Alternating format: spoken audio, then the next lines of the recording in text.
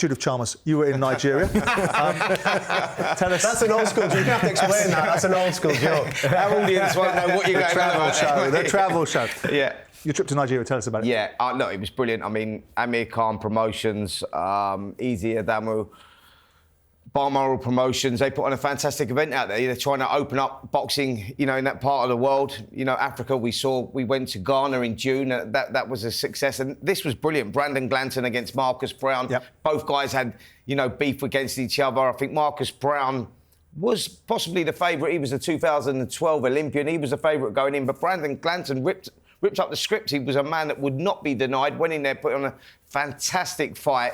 It was very, very impressive, mate. Abdul Khan was meant to be boxing on the undercard. Unfortunately, he fell ill, so that was out. But as a whole, it was fantastic. Yeah, brilliant. I think they're talking about doing another show out there, actually, December the 19th, with a big-name heavyweight. Well, when you were out there, you caught up with some of the big names over there, which was one of them being Lawrence Okolie. Let's have a listen to you talking to Lawrence. I think we can have an all-Nigerian showdown, potentially, with AJ. That might be an interesting fight as well. Yeah. I think so too. I think that, for the sake of, listen, AJ is the biggest star we've seen come out of England boxing in the last, I don't know, maybe ever. So for me and him to get on in Africa would be absolutely monumental, because we must be two of the last boxing world champions out of Nigeria, myself and him. Is there a fight that you'd like to fight next? I mean, we sensed AJ excited you maybe a bit more than Moses Itauma did. for several reasons. Yeah. But it'll be in front of 80,000 people at Wembley, probably, wouldn't it? Yeah, it'd be a big fight. Now you're talking. But it's in terms of routes, for me, I don't really have one that I'm like, this is the exact one I want. I'm at the level now. I've been a world champion twice now. I'm top ranked to the WBC, so there's not a fight that they're going to offer me or that's going to present itself that I'll turn down. So I just look forward to the end of this year and a huge 2026. Sorry, Spence, it wasn't you, it was Paul Hawksby. You could have been separated at birth, you two. Do you really think there's an opportunity or a reality of Lawrence Okolie versus Anthony Joshua? Yeah, I think there's an opportunity. Of course there is. If financially it makes sense. I know that Anthony Joshua would love to box in Africa. Nigeria has been talked about. Ghana has been talked about. And Lawrence Okolie is exactly the same. I think it's on their bucket list. They're at that stage of their careers now where, if financially it makes sense, the fight will happen there for sure. If there were to be a fight between Lawrence Okolie and Anthony Joshua, who would go into that one as the favourite, Adam? You're horrible, you, mate. I'm glad. You just glad you threw that question at you, bother. mate. I know what I mean. Comments on this is going to be... Who would be the favourite? I think... You probably have to have... I think it's 50-50. That's sat on the fence, that, innit? You're not going to like that answer. I'm going to say 50-50 just because I don't know where AJ is at. I don't know where he's at. I don't know. You're probably better qualified than me. Are you trying to pass it to me now, are you? No, I just don't know where Anthony Joshua's at. The bookies would side with Joshua. Yeah, I would agree with that. He'd be the betting favourite. But is he though, really? He would be the betting favourite, but whether he is or not is a different thing, as I say, because of what we've seen in previous fights. Is it a fight you'd like to see, Paul? To be honest with you, no disrespect to Okolie whatsoever, I've never really wanted to see him in any fights after a few of the performances that he's had, and I'm not being horrible saying it's not that. An attractive it's style, just not my cup of tea. I would much prefer watching a couple of fighters taking a few chances, taking a few shots in a phone box type of fight than someone like Okolie. Well, speaking to Okolie out there, obviously he's just looking now. He wants to fast track because he's at a stage of his career, is near. Where can he go, Spence? If he can't fight... I thought that Lawrence, in his most recent fight, and the name escapes me, but it was a difficult opponent. Who did he fight in the last fight on the undercard of the Daniel Dubois fight? The name escapes me. Yeah.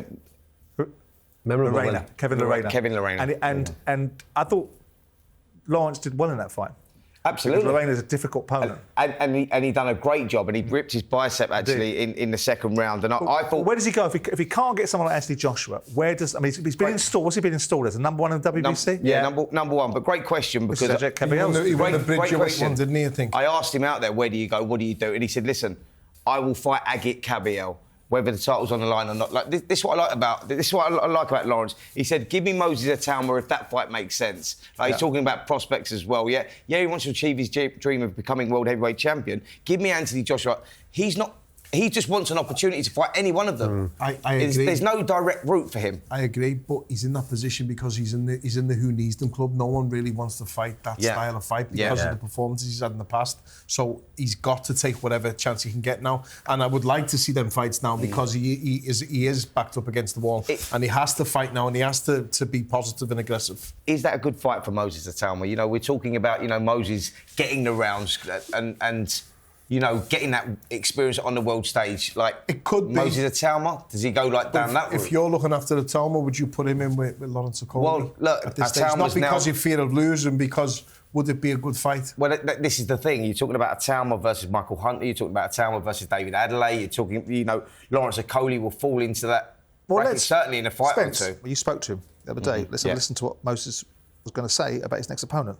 I opened up Instagram, I just saw so many posts of me that I turned down the fight with F.A. Jagba. And I was like, I had a meeting with Queensbury not so long ago, and they gave me 3 names, and none of them was F.A. Jagba.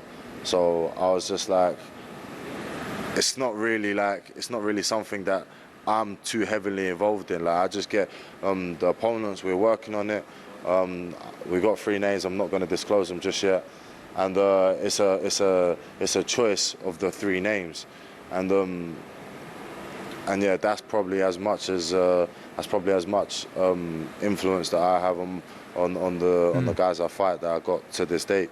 Like, I can't just call out randomly people and just expect to fight them, because I'm a 20-year-old guy, and I'm a 20-year-old guy with a lot of talent, but I haven't got a backing or following like Anthony Joshua or Tyson Fury. So I don't think I can pull as much strings as people think. Strangely, are we at a little bit of a crossroads with Moses in terms of he can't really probably carry a pay-per-view fight with someone like David Adelaide for 25 quid, can he? Well, you know, the Queensbury want him carrying pay-per-view events, but there's big names that are being linked but not being ultimate, or not. Actually, there's not really big names being linked, full stop. Well, so where are we with the challenges that await Moses and the opportunity to push him forward into the space that we think he's inevitably going to land? I think he carries that pay-per-view wall with a, you know, co-main event, if you like, with, say, let's talk about Derek Chisora versus Daniel Dubois, and you got Moses Itauma, let's say, against Michael Hunter, or you get Moses Itauma, you know, against someone else like David Adelaide. You go, then that carries that pay-per-view wall, and that will give him the opportunity to maybe start going on to doing it on his own when he boxes the bigger names like Lawrence Okolie, you know, like Anthony Joshua. Like, when you get in, that's when you get in the pay-per-view. But I think that December the 13th, you know, if the right name is mentioned for Moses, which is probably going to be David Adelaide or Michael Hunter. If it's one of those two, you go, and then you get Derek Chisora versus possibly Daniel Dubois or another well-known name. You've got a pay-per-view model there for sure. You know, it warrants that. Do you see that as a £25 I do. price point? Do you? I do. Moses Itauma versus Michael Hunter, for example? Yeah, but As a headline for a pay-per-view? No. No, but I'm talking about, I said, a co-main headline. I'm talking about, you have to have a, like, if you've got Derek Chisora versus, let's say, Daniel Dubois, we're just using this as an example because it's a fight that's sort of been rumoured. If you get Derek Chisora versus Dubois, Moses versus Michael Hunter or David Adelaide, it's going to have to go pay-per-view. Well, only because people's expectations of what they should be getting paid is up here. But this is the point. And this is the fight. This is That's the problem. how you reach the numbers up. Well, yeah, I know it is, but it doesn't mean it's right for the audience. This is where the trouble is at the moment that obviously Queensbury find themselves in. Moses Itauma is the hottest thing in the heavyweight division right now. People ain't getting in there for free. The opponents, are they? So they've got to be able to find some way, shape or form how to pay somebody of a decent standard to keep the audience interested in what Moses Itauma was doing, and that's a difficult thing to do. And at this stage, he's not the type of name needed to sell There you go. stadiums or to sell There you pay-per-view. go. He will be. I've got no doubt about that. He will be. He's a brilliant fighter. He's one of the most exciting things we've seen in a long time. But at the moment, he's not that crossover just yet. So, as you're saying, he has to be on a big card. You have which to have a costs big more fight money. on it. You know, you have to have a double header, if you like. Yeah. Well, I mean, Moses alluded to it himself, and rightly so, because he's 20 years of age, that he doesn't have the following or the recognition, and clearly for obvious reasons, of an Anthony Joshua or a Tyson Fury. But in our mind's eye, do we see a time where that following will be there for him?